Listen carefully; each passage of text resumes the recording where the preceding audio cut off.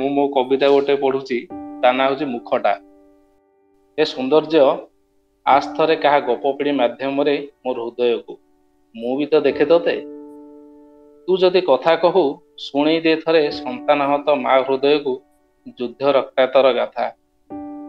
ତୁ ପାନ କରାଉ ପ୍ରେମ ଭାବର ମାଦକତା, ତୁ ବୁହାଇ ଦେ ତ ଦାରିଦ୍ର୍ୟର ଶୁଷ୍କ ବକ୍ଷରୁ କେଇ ବୁନ୍ଦା ମାତୃତ୍ୱର ଅମୃତ।